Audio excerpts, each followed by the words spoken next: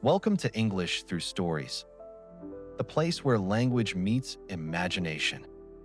Whether you're learning English as a second language or just love great storytelling, you're in the right place. Here, we explore the lives of famous people, unforgettable moments in history, and powerful life lessons, all through clear, slow-paced English. Listen, learn, and improve your vocabulary, grammar, and listening skills just by enjoying inspiring stories. Each episode is more than just words. It's a journey into culture, character, and confidence. If you're ready to level up your English the fun, natural way, subscribe, like, and hit the bell. Because your story in English starts here. This is English Through Stories.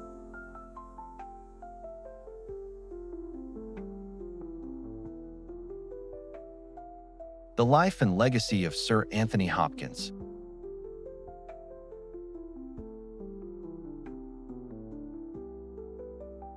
One, early life and background, 1937 to 1955. Sir Anthony Hopkins was born on December 31st, 1937, in the working-class town of Margam, near Port Talbot in South Wales. The only child of Muriel Yates, a homemaker with distant ties to poet W.B. Yeats, and Richard Hopkins, a baker, Anthony's early years were marked by solitude and introspection. Unlike many of his peers, he didn't shine in academics or sports and described himself as a misfit with poor grades and little social confidence. He would later attribute much of his difficulty in school to dyslexia. Despite this, he showed early signs of creativity. He began playing the piano as a child and would often retreat into painting or music. At the age of 15, he encountered a defining moment that would shape his destiny: a meeting with Richard Burton, the legendary Welsh actor who had also come from Port Talbot. Inspired by Burton's confidence and success, Hopkins decided to pursue acting seriously, seeing in it a path to greatness that transcended his modest beginnings. After completing his basic education, he enrolled in the Royal Welsh College of Music and Drama in Cardiff, where he studied for 2 years. Following this, he completed mandatory military service in the British Army. This period offered structure and discipline, which helped him focus on his future goals.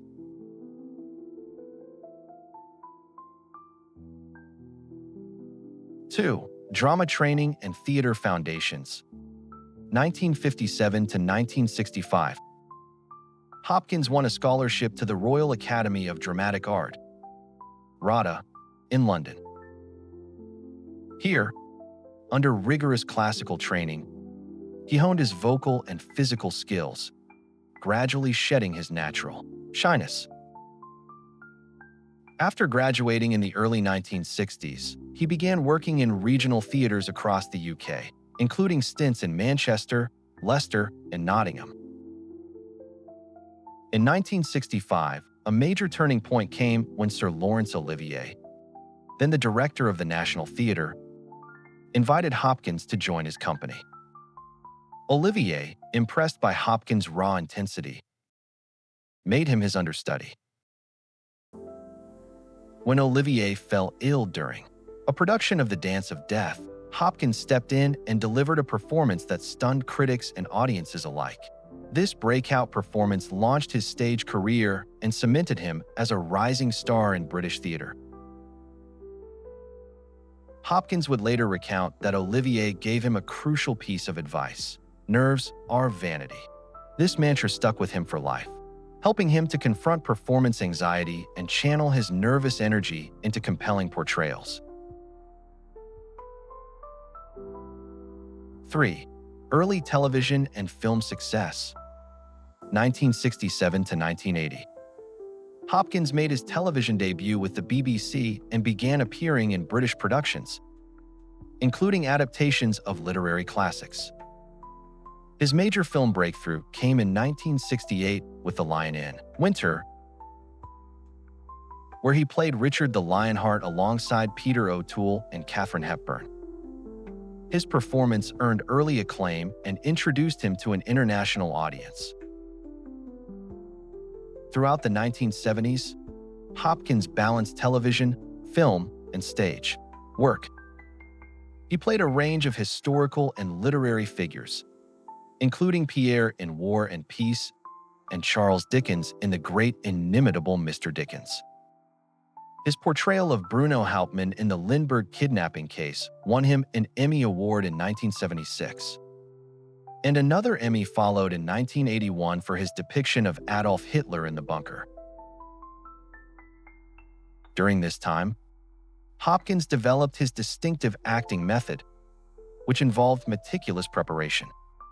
He would rehearse his lines hundreds of times to internalize them so completely that he could deliver them with spontaneity. He considered this repetitive process essential, comparing it to learning musical scales.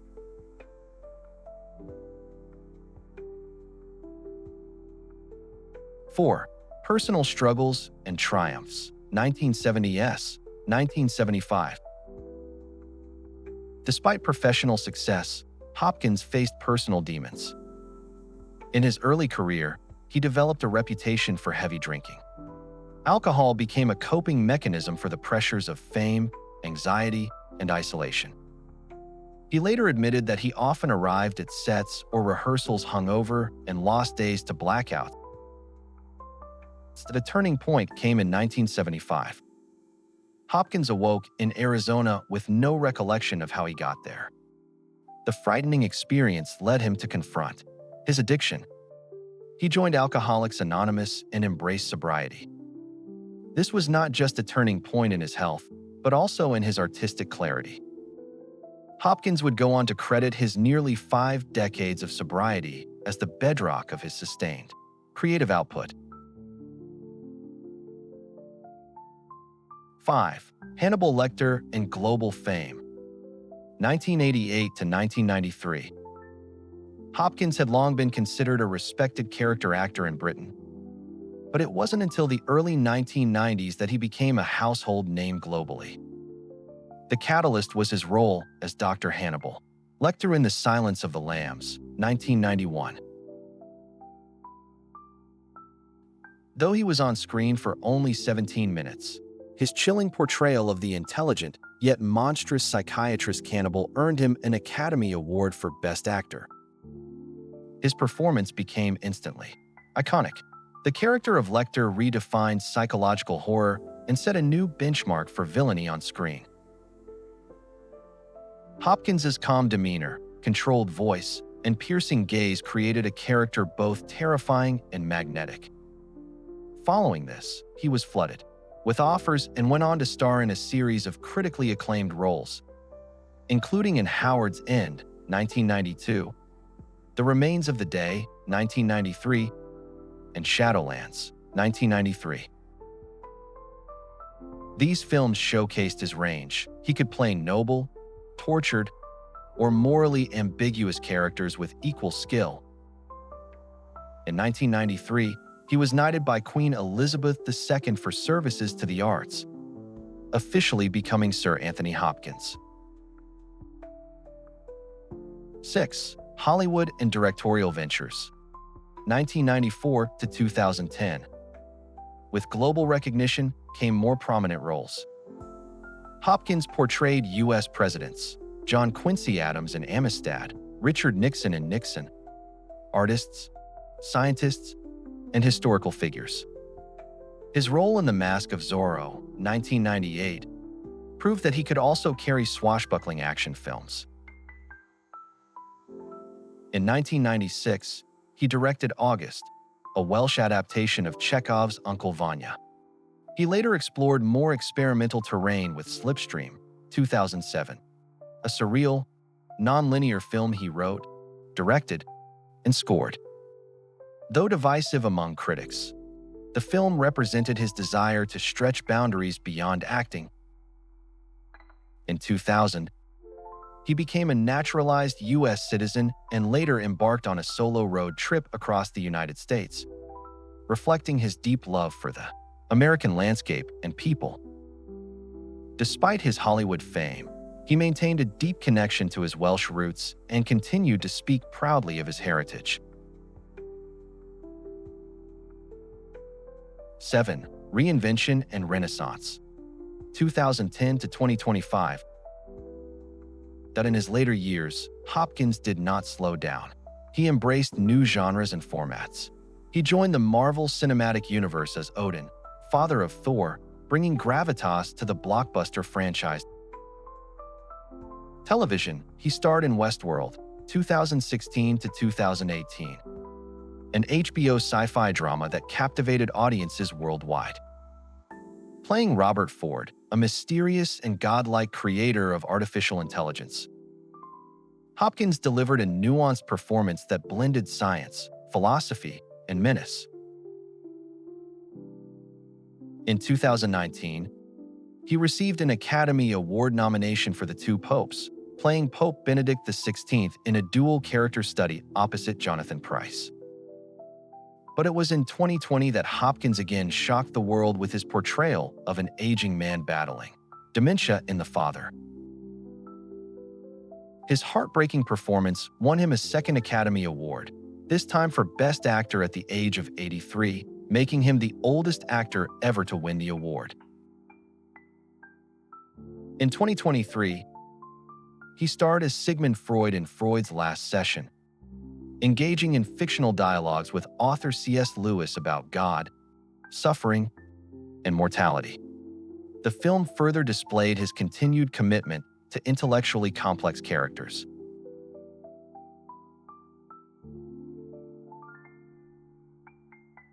Eight. Memoir and personal reflection. Hopkins has always been introspective, but in 2025 he took it a step further by announcing his first memoir, titled We Did Okay, Kid. The memoir chronicles his childhood in Wales, his rise through the ranks of British theatre, his battle with alcoholism, and his long journey to sobriety. The title comes from a cherished memory of his father and serves as both tribute and self-assurance. He has described the book as raw, unfiltered, and deeply personal. It includes never-before-seen photographs and musings on acting, creativity, aging, and love. The memoir represents a new chapter for Hopkins, not only as an actor, but as a writer reflecting on a life that has spanned 8 decades.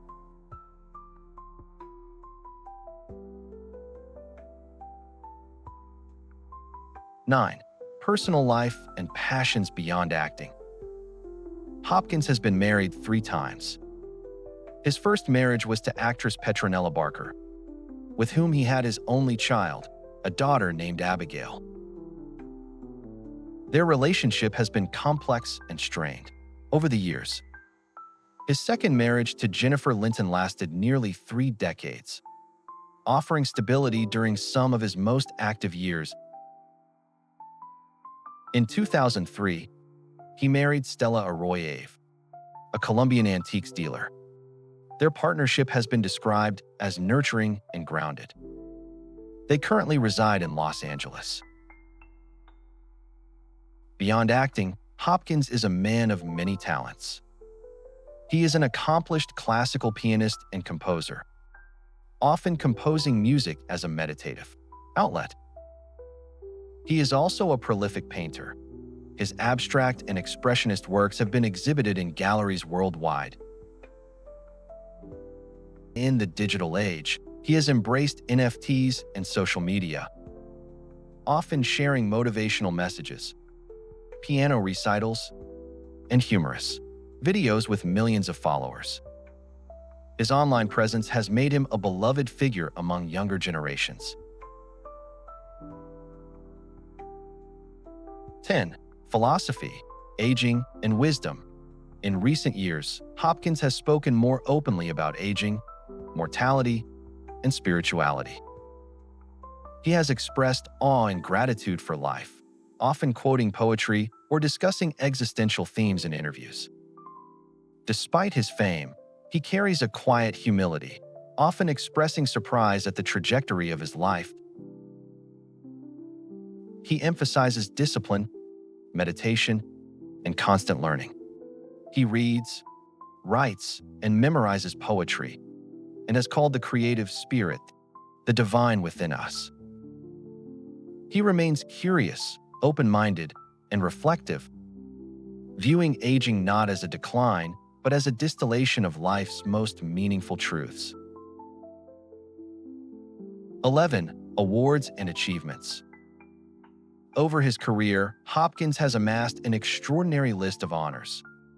2 Academy Awards for Best Actor, 4 BAFTA Awards, 2 Primetime Emmy Awards, a Golden Globe Cecil B. DeMille Award, a BAFTA Fellowship, a knighthood from Queen Elizabeth II. In addition, he has received numerous Lifetime Achievement Awards, honorary degrees, and international distinctions. His contribution to cinema, theater, and culture is indisputable.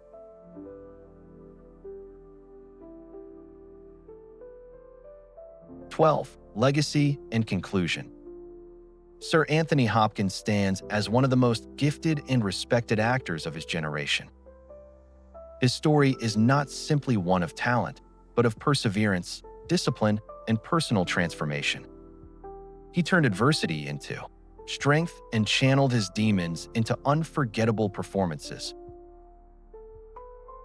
From the stages of London to the heights of Hollywood, from a troubled childhood in Wales to the cover of global magazines, Hopkins's journey is emblematic of how artistry can.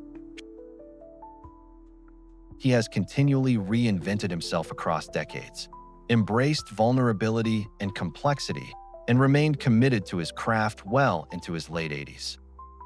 Whether as Hannibal Lecter, a loving father in The Father, or a quiet painter in his studio, Anthony Hopkins leaves behind not just a body of work, but a legacy of enduring excellence.